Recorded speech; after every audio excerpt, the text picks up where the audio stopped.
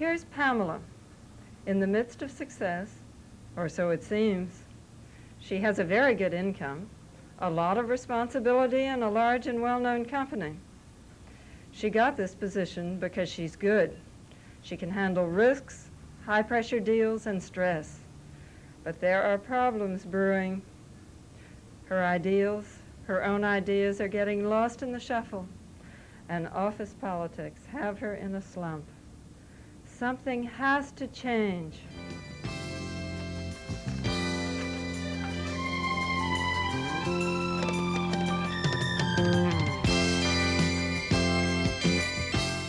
Danny is not a famous artist.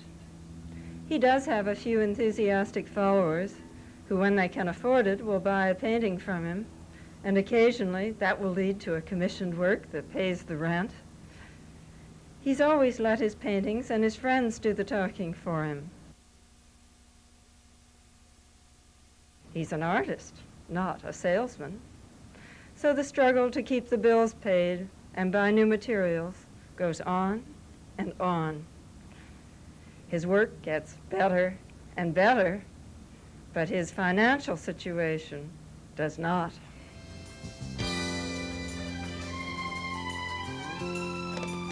Ron would like to find buried treasure one day. His family says, keep dreaming, but keep studying too, so that you can make a decent living when that sunken treasure turns out to be a myth. He's practical enough to understand all that, but it's really the thrill of diving and searching that keeps him going. Oh, he'll hit the books again after a while. He's studying to be an accountant, but it's only the means to an end.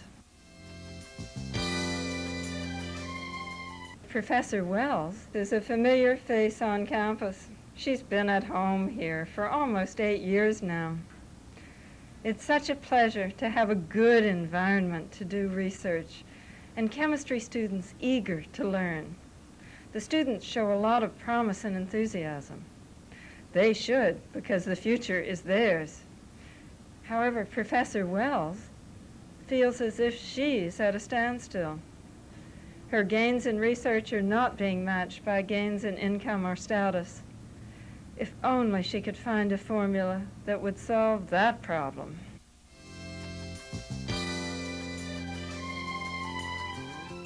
Let's tune in on Stu.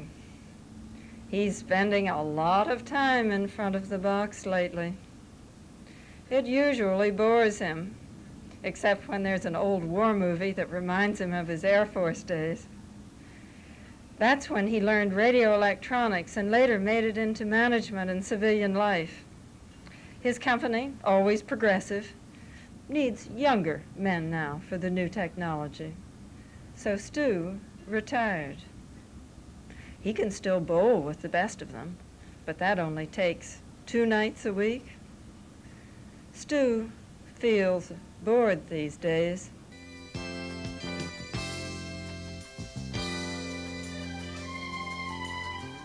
Faye is changing more than her residence. Her entire lifestyle is changing because of the divorce. New worries are building up as she realizes that the settlement isn't going to help at all. And what is a woman to do for herself after years of doing for others? She thinks all she is, all she has, is sitting in these boxes. The future looks difficult and frightening.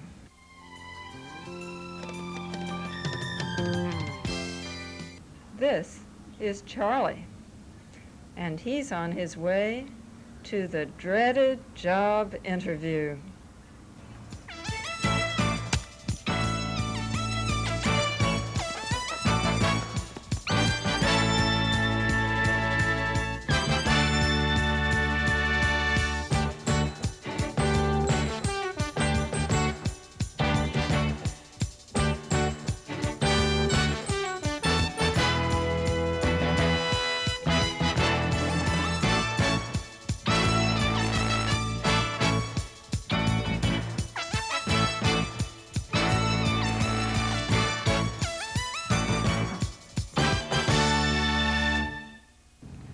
We have all felt that way as we hurried to the interview. It seems such an abnormal thing to be doing, and indeed we wish we weren't. Why couldn't someone who really understands my value just offer me the perfect position? It almost never happens that way. We have to scramble in our own behalf. If you knew what was going to happen in the interview, you'd feel better about it, though, wouldn't you? Put yourself in the shoes of Charlie Roth and walk with him into the interview situation. It won't be difficult to imagine. You've probably done it before. If only you could have watched yourself, you might have avoided some of the pitfalls Charlie is going to walk into right now. Good morning, Charlie. Been looking forward to meeting you ever since Al Simpson told me about you. Well, Al may have mentioned that I decided recently to investigate some other business possibilities. Well, yes. Just what is it I can do for you? Well, Al thought you might know of some opportunities here or elsewhere. He mentioned you've got a lot of contacts in this industry. I see. I did gather from Al that you were job hunting. I do respect Al's judgment, and that's why I agreed to meet with you. I'm not exactly the job-finding business, and I may just send you on down to personnel. But let's chat first. What sort of position were you seeking? Oh, well, I've got it right here in my resume. Let me give you a copy. Here. Here. And as you can see, I'm looking for a senior international marketing management position with a progressive, growing, results-oriented firm. A firm needing an executive with drive, ability to get along well with people, and a proven track record in sales. See, I've got a proven track record in sales, in marketing planning, and in advertising. Just what makes you think you might do well here? Well, marketing is marketing. Oh, I see what you mean. Well, in your reception area, I noticed your corporate annual report described your growing international market in heavy machinery. Now, this hasn't really been the sort of product I've been marketing, but I'm sure I could learn it quickly if I got the chance. All right. Now, I'm willing to give you the benefit of the doubt on that. What sort of international experience have you had? Well, none really, at least not for pay. I did spend some time in India and West Africa when I did a stint with the Peace Corps right out of college. Youthful idealism, I guess. Have you had any sort of experience with heavy machinery or construction equipment, construction engineering? Well, again, nothing very substantial. I mean, the projects in India and West Africa were really fairly simple. I helped review specifications and bids for several years with the County Construction and Maintenance Review Committee, but well, no real business experience. Is there anything else you can tell me that might be helpful? Only that, well, ever since I was a kid, I've just been interested in machinery. I used to read and reread every copy of Popular Mechanics. I suppose I should have gone for an engineering degree instead of marketing. Well, not all of us here are engineers. I have a business degree. I suppose personnel tends to screen out people like me these days. Ironic, isn't it?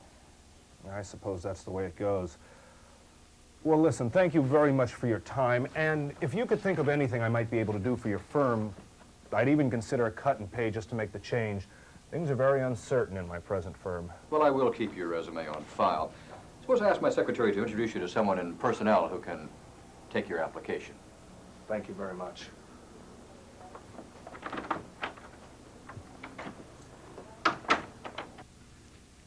Poor guy. He really doesn't stand a chance now. He ended up just another piece of paper in a vast and undistinguished number. Was it circumstance, or could it have turned out differently? You bet it could. Good morning, Charlie. Been looking forward to meeting you ever since Al Simpson told me about you. Well, Al may have mentioned that I decided recently to investigate some other business possibilities. Nella, this meeting was based on a mutual friendship.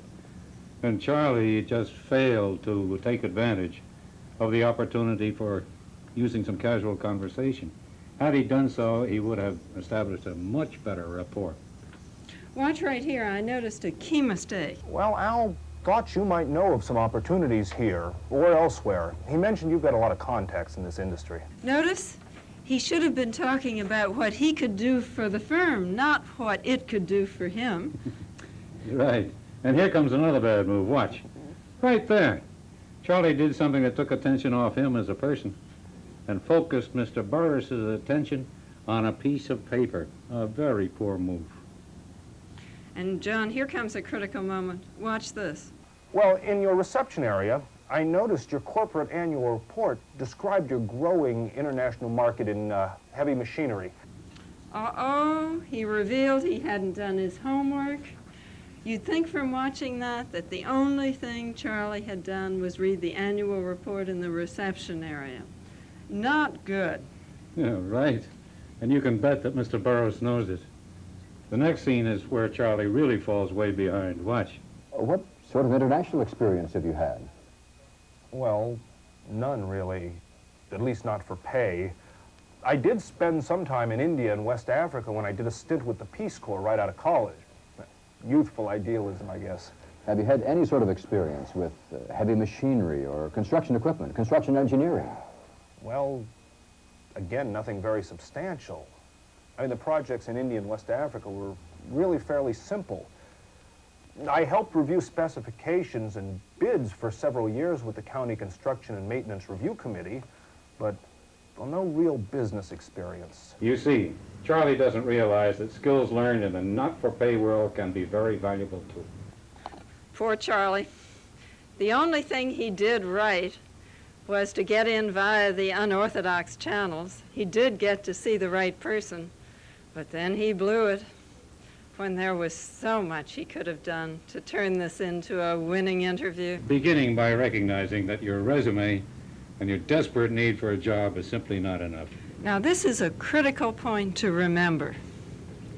Any employer is willing and anxious to listen to a good business deal, but you've got to have something to offer. You've got to have a proposal. How do you get yourself in shape for a proposal? You can offer a good business deal by following 10 important points. The first really should be obvious. Recognize and rank your skills. Know exactly what it is that you have to offer. Know thyself. Begin by recognizing and ranking your assets. These are your strongest skills, talents, and interests.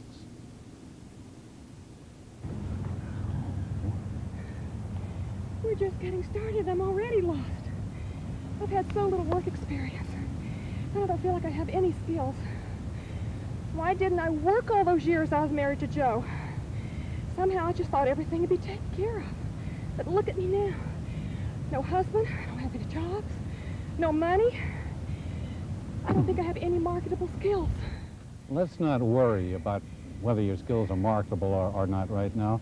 Even when you weren't on anybody's payroll, even married to Joe, you were living, you were learning, you were demonstrating skills. Sometimes in the most unusual places, even though you weren't on a payroll. But skills, almost all skills, are not only transferable, they're marketable. Really? Yes. Begin by simply listing all the things you've ever done in all your life. Starting with childhood, at home, school, growing up at camp, church, temple, everything. Just begin writing. Keeping household books straight. Precise, basic bookkeeping.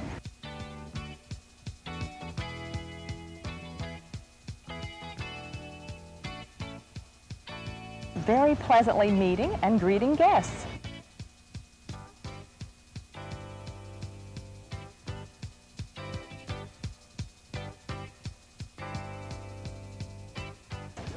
Present self attractively to public.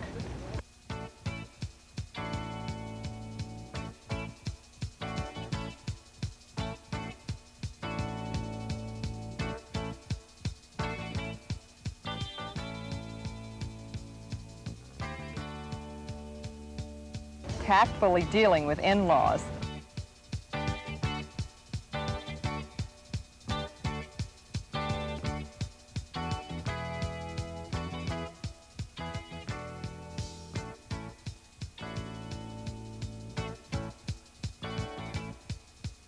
effective management of conflicting interests.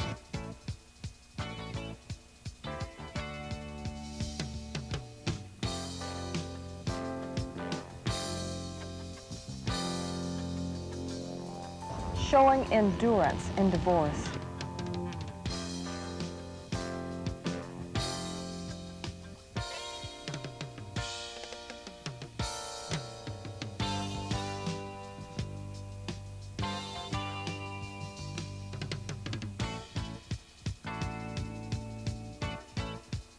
Shows endurance under stress. Eventually, you're going to have a very long list. So you're going to have to ask yourself two questions. The first one is, in my own heart of hearts, which one of these skills do I actually perform best? Now, you may have a few items which are very similar, almost identical. Just lump those together and put them in descending order of your own priority. Then ask yourself the second question. In my own heart of hearts, which one of these skills do I most enjoy performing? When you find that one, ask yourself the same question again until you have about 10. You may discover that some skill which you know you perform very well is something that you don't enjoy performing at all. Don't throw it away, just put it a little bit lower down on your list and never again use that as the major element of a new job because, you know, you're just beating your head against a wall. After you will have done that, you will have recognized and ranked your skills in descending order of your own priority, and you're ready to proceed to the next step. The next step is very simple. Go with your genuine interests. There is absolutely no substitute for the enthusiasm which comes of a genuine interest. It's your enthusiasm which will attract and hold the attention of a possible employer. Look on your bookshelf, for instance. Now listen, I've paid a lot of money for this degree that I'm about to get. I majored in accounting because that's where my folks said all the jobs will be. I've got to be serious. But my first love is scuba diving. I hope to earn enough to be able to escape to that every once in a while on my weekends. Well, you could go after an accounting job at a big downtown bank and hope to escape once in a while to get outdoors. Or you could use the same skills to work with the company that you really enjoy, maybe even the diving business. Do you know that honest, genuine enthusiasm is the strongest possible competitive edge that any job hunter could have? Did you know that? No. You might even combine your love for diving and your evident communicating skill, your flair for marketing, your sound accounting background, in working for a sporting goods manufacturer or even a diving business. A general manager who understands cost accounting and controls and who can sell with enthusiasm can be very important, particularly to a growing company, especially in a field such as diving. You don't have to spend most of the rest of your life locked into a windowless room just crunching numbers. Sounds great, but I sure haven't seen any ads for people like that put out by sporting good manufacturers. And they sure don't recruit on this campus. I wouldn't even know how to find such an opportunity. Well, then you're ready for step 3, which is research the field of your interest. Begin with a little directed reading. Somebody writes or wrote all these articles about, look at this, diving and diving equipment. Somebody writes all these articles about diving in these magazines which you devour. Call or write the article, the people who wrote the articles, and ask them how to get in touch with these firms. Ask scuba divers you already know who they know in this field. Begin to gather information on every area of the scuba activity. Gradually, you'll be able to move into step 4, which is build your own network of contacts in your interest area. You need to get organized because as you talk with people, things can start to happen very fast. Don't ask anybody for a job. What you need now is information. Concentrate your search for information on those geographical areas you like best. Get to know everybody there who might have the information you need. Ask them which companies and other institutions are doing the most interesting, exciting things, especially those located in or near your favorite scuba diving areas. Almost anybody will talk with you about your and their favorite subject so long as you don't keep pushing them for a job. Keep good records of your research. You'll begin pinpointing interesting potential future employers very quickly. Gather all the information you can on each of them. Do not approach anybody for a job yet. That comes at a later stage, only when you are ready and have something to offer them. Sounds great, but basically, I'm a very shy person. I don't think I could go talk to people that I don't even know. So, well, begin with people you do know. But first, be sure you complete steps 1 and 2. You must know your skills and talents, and you must have a good idea of just where and how you want to apply them within your interest area. Now, I notice you have a very attractive studio, beautifully decorated and hung with things that you and others have painted. That didn't just happen. Your talent created that. That is a highly marketable skill, and business concerns often pay highly for it.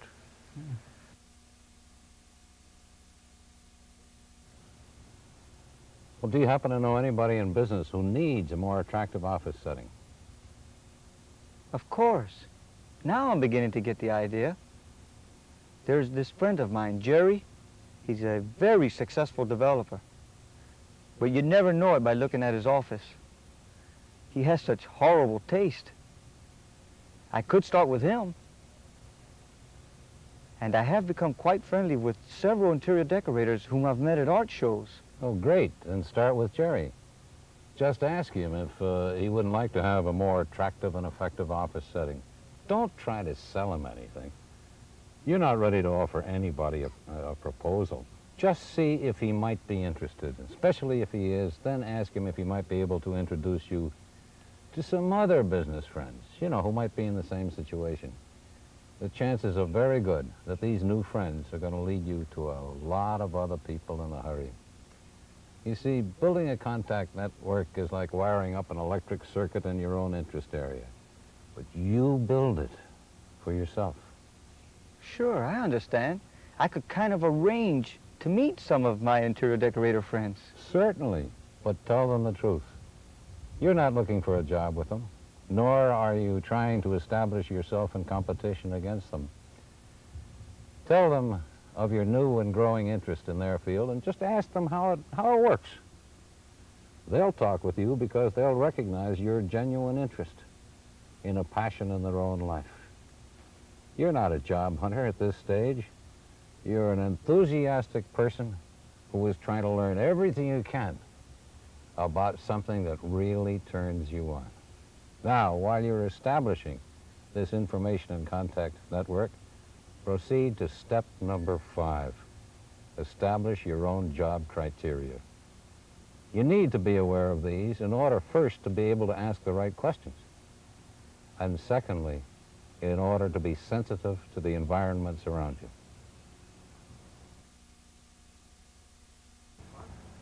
This life really isn't worth it.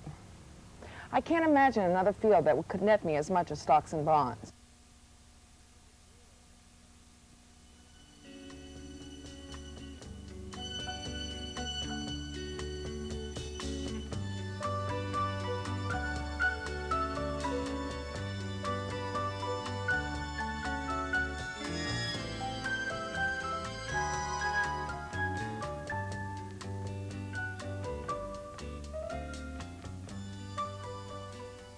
I hate the firm I'm with. Sometimes I think there are no standards or values there. Oh, the dollars are terrific, no doubt about it. And I like the lifestyle they buy. I guess I'm locked in. Are you? How do you know before you check it out? Don't make the mistake of thinking that you must start all over again if you leave. A lot of people would like to be where you are. I mean, after all, you're well-educated, you have a prestigious MBA, you're a successful stockbroker in a top firm, you're married, have a luxurious home. And it's eating me alive. Okay. I know I must do something. I won't continue to perform well if I'm this unhappy. Actually, I was thinking I could make a good living for us trading myself. I've got a formula, and I could take on a handful of clients and be sure that they're treated fairly. Now, this is exactly how job criteria are formed. What do you want? And what would you like in an ideal job? Well, I want independence as a stockbroker with a fairly elite market, which I select. And I want to work with people, even if just myself, who uphold some ethical standards and give our clients a fair shake. Independence is obviously a very important working condition for you. Sounds like you could be your own employer or work with a small, highly regarded firm which maintains the kind of standards which you can respect. And clearly you have all the requisite skills. You have a finely tuned analytical sense. You understand what's going on, and you have the discipline to follow through on projects, and you pay close attention to detail. I'm not going to be satisfied if my earnings are restricted. However, having some extra time to decorate the weekend house would be nice once in a while. Sure. Now you need to proceed through steps 4 and 5 to see whether or not all this could be practical. You'll talk with people who are self-employed in similar pursuits, and with others who are working with smaller firms who, again, maintain the kind of standards that match your ethics. Then you can take step 6. You'll have to take step 6, which is to pick your three top potential employers. No matter what your situation is, if you decide to go self-employed or with somebody else, you're still going to have to pick 3 of your top potential future employers, those who meet the criteria, the standards which you have established on your target chart. I find that idea remarkable, being able to pick my own employer. I can see calamity coming in our budget planning. I've been staring it in the face for the past 2 years. I know I must move out of this university, but I've felt paralyzed. I've watched recruits come on campus for years, but they're recruiting students, not me. You're telling me they don't have to recruit me. I can recruit them. Now that's hope. And that's right. Use your fine research skills on yourself for a change. In the first 5 steps, you'll learn enough about yourself to know what part of the outside world will be most appropriate for you to investigate further. Then you begin talking with the people who are doing whatever it is that you think you want to do. Decide which of them meet your criteria. But what if I don't meet their criteria? After all, I might pick them, but they may not pick me.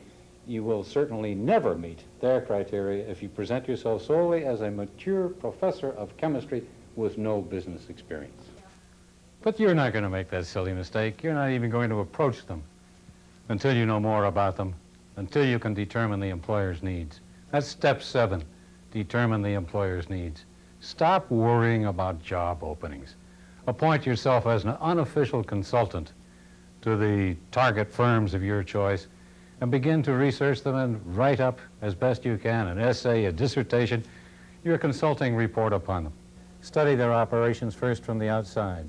Use your excellent library and fine reference librarians. Learn everything you can about each employer's operations. Concentrate on those top 3 employers as you talk with more and more people active in that field. Write what might be your own dissertation on each such firm, focusing on ways and means you might be able to improve their operations or enable them to take better advantage of certain opportunities. Concentrate on those areas of any company's or agency's activities which really interest you. It can be anything, communications, engineering, market, finance, anything. There are needs and opportunities everywhere. Some are murky, some are easy to spot.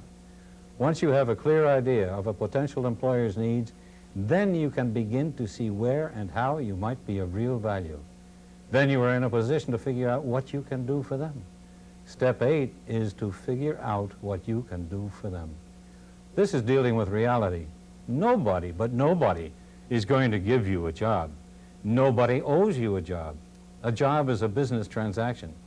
If you have something an employer needs and that employer can offer something you need, then there can be a business deal.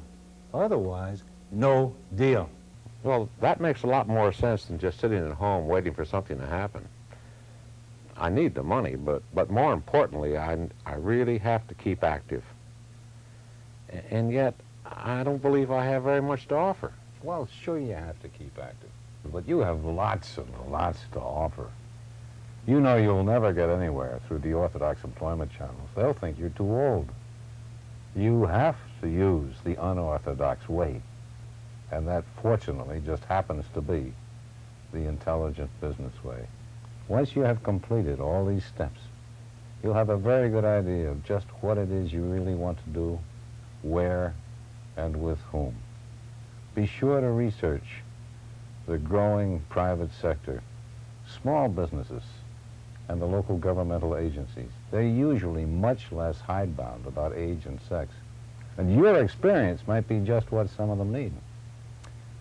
Be ready to make an offer to the right person of a good deal, an intelligent business proposal. Considering the steps which we have just walked through, where does your genuine interest lie now? Is it a business one? Well, no, but I must continue to earn. Maybe not as much, but at least half the level. I figure I can't live comfortably on my retirement benefits alone. Well, let's look again at your genuine interest. Where is it now in terms of thinking of a whole life?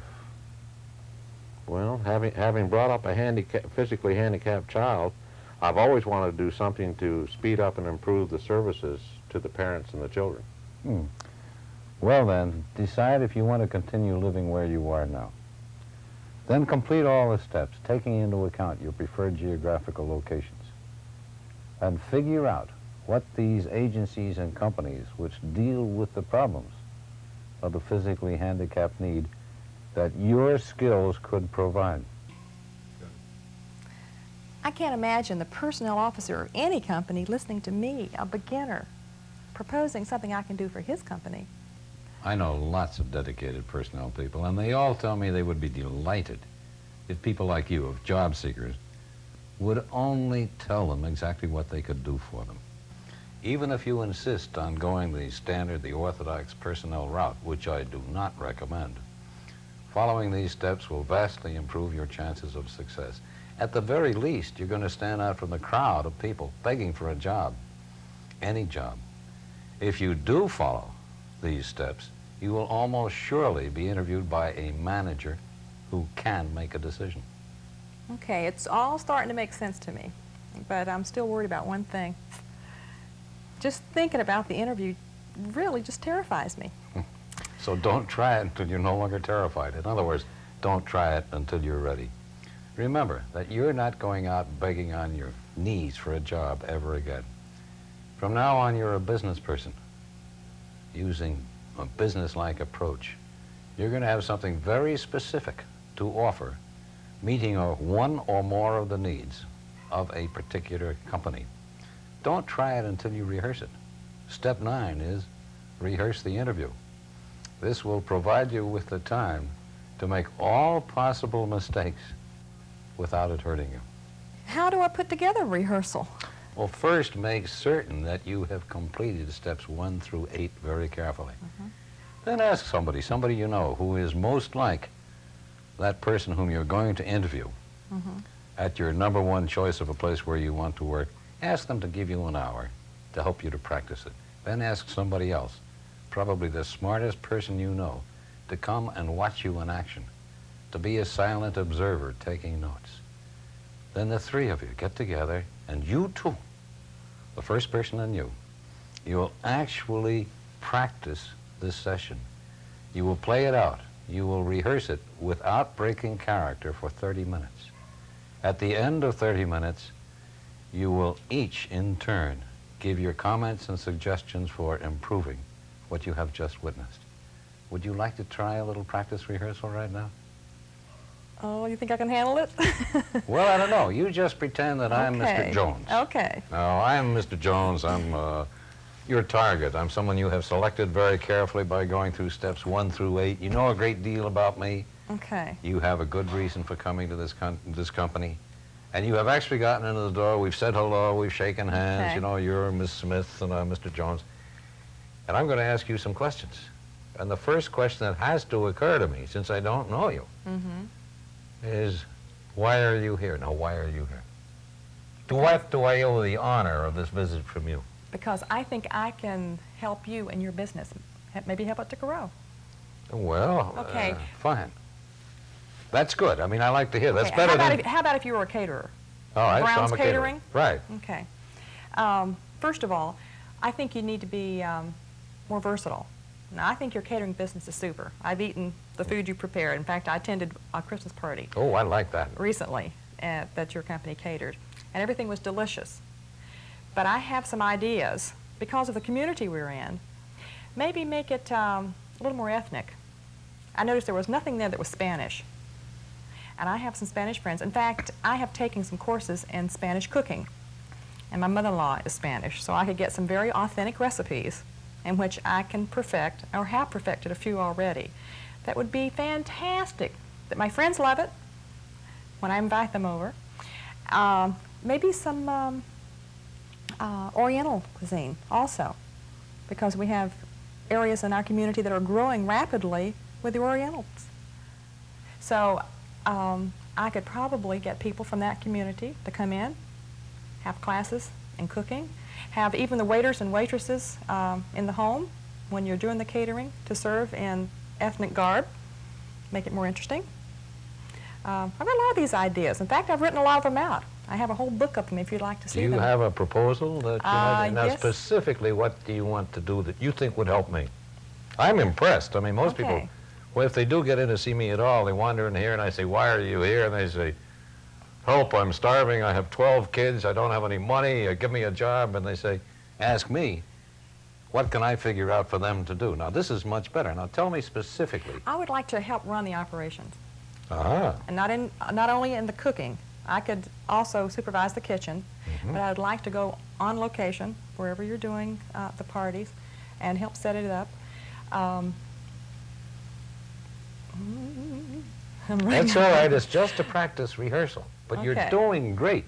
You Okay. did not make the normal mistakes of ignorance, just coming in and Okay, I begging should me have for a more job. positive thoughts in my mind, though, shouldn't You I? should have more specific thoughts in mind. Oh, okay. When you go for the real interview, you'll be in good shape if you remember step number 10. Allow time to establish good mutual rapport. Give the interviewer a chance to relax. You see, you already know so much. You know a great deal about yourself and about the interviewer and about the company. You're going to be relaxed. But it's the interviewer who needs a chance to begin to get to know something about you. So establish that rapport, allow for a little give and take, be a little casual. You're not in there to beat anybody over the head. And work up a chance, deliver a chance, so that you can get to know each other as human beings. This meeting is the culmination of a whole series of well-planned and executed steps. It is the highly sophisticated kind of interview which does not take place in isolation. Now let's take a look at what might have happened if Charlie Roth had taken the time to plan intelligently for his interview. Good morning, Charlie. Been looking forward to meeting you ever since Al Simpson told me about you. Well, I'm delighted you could give me the time. Al says you have some interesting ideas. I'll be glad to listen to those, but well, tell me first, why do you want to see me, and how did you find me? Well, it might sound a little strange at first, but I think it'll soon make good sense to you. First of all, let me say I've always been fascinated by large construction projects. Well, that's certainly our business. And there's a great deal that the big firms, such as yours, do toward improving the human lot. Now, without knowing it, you made a vivid and a lasting impression on me when I was in India in the 60s, although we never met at the time. Well, yes, I was a young member of the World Bank team then, but how do You worked on that study that did so much to rationalize the logistical support for the OEM land-moving equipment. That was one of the best learning experiences I ever had. I recall how successful the follow-up was in bringing those immense projects back on schedule. I'm impressed with your ability to conclude that. You know, I used to find myself watching your projects from the sidelines after my own working hours. I'll never forget the intelligent way your crew worked. They were a great team. I keep a picture of them. So finally, several months ago, I decided I would take a serious look at this business area because it's always fascinated me. But how did you find me? Well, I checked with the World Bank, and they put me in touch with a member of your team, Dan Coyle, and he told me about you. A small world. I haven't seen Dan in years. How on earth is he? Oh, just great. And he asked me to give you his best and remind you to stop in and see him next time you're in Washington. But what were you doing in India? Planning, organizing, coaching, trying to guide a whole series of relatively small community development projects for the Peace Corps. Youthful idealism and great experience. Clearly a memorable one. I got my hands pretty dirty doing construction work, too. See, I had to keep all of our small equipment operating with practically no spare parts and even less training.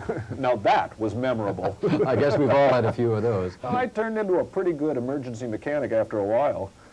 Aside from having to pick up the 2 local dialects that we needed to communicate with the laborers and the government, we all got along so well. I wouldn't trade that experience for anything. And sailing on the Bay of Bengal is, oh, that's beautiful. I can see we have a lot in common. Sailing and tennis were my recreation, too. Now, was that your only foreign exposure? No. Later I spent about a year in West Africa. Much the same kind of work, constructing economic community development, but for a different employer. What did you learn there? Well, I became fluent in French, but I found I also had to pick up the local dialect. It was a matter of trying to persuade people to try new approaches. Well, this whole effort got me thinking about the complexities of working abroad. I learned a lot. Specifically what? I have a feeling all this has something to do with why you're here. I came away convinced that we simply must strive for a better understanding of local customs in foreign marketing. Merely translating American know-how into a foreign language simply doesn't work, as I'm sure you realized long ago. Amen. So let me state then why I'm here. As you can see, I'm fascinated by large construction projects, and well, I really like machinery.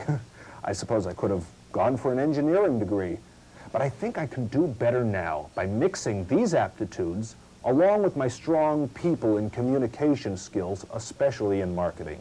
Sounds interesting. Given these early fascinations, I've kept a close watch on the large construction companies over the years. You know, journals and investments, occasionally a professional conference, and some volunteer community work. In fact, the county review board that I chaired for several years was involved in some fairly large construction projects. It's easy to see technology still fascinates you. Well, yes, but the construction companies all seem to stay on a pretty equal footing with that. So I'm drawn into the marketing. It's in marketing and in management where the real competitive edge is created. I do agree. So several months ago then, I started my own personal research project in order to identify the leaders in your field. By this I mean at least as good on the technical side, but outstanding in professional marketing. Well, I've spoken to every one of your competitors. I developed my own means of evaluating performances, and I've come to some conclusions. I'd be interested in knowing some of those. Well, I've got my survey with me. I'll be happy to show it to you later. Why did you choose to see me? Quite simply that because this firm, and more specifically, this department under your leadership came out on top. For what reason? Well, you recognize the incipient political, cultural, and public relations problems in time to alter a construction project's course to deal effectively with them.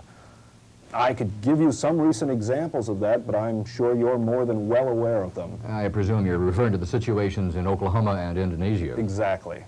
But just how do you think all this might involve you? I see you've spent a lot of time studying this field and this company. It's occurred to me that you could strengthen this special skill of yours by consolidating your early warning control system into one small shop that reports directly to you. Well, I know at this time you have to rely on busy regional marketing managers or project managers for information. So the principal responsibility of this small staff would be to warn you in an even more timely fashion so that you can take the appropriate remedial action fast. With world crises happening more and more frequently, you're particularly vulnerable. Yes, I'm afraid we just took a beating in that Middle East project of ours. It would have meant a great deal to me to have an ear closer to the ground. You make good sense, Charlie. How would you go about setting up shop? Well, I've got it all down on paper for you, sort of a brief written summary that I think will spell out in more detail what I'm...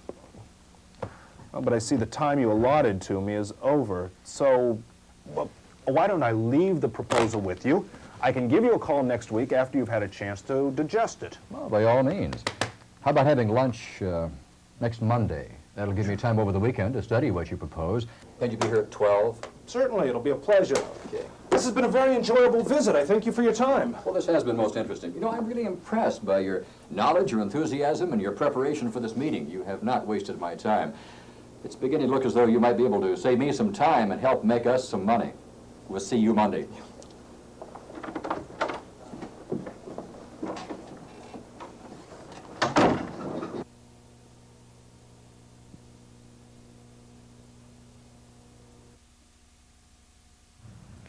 Well, John, as we've seen, it's what happens before the interview that makes the winning interview, isn't it?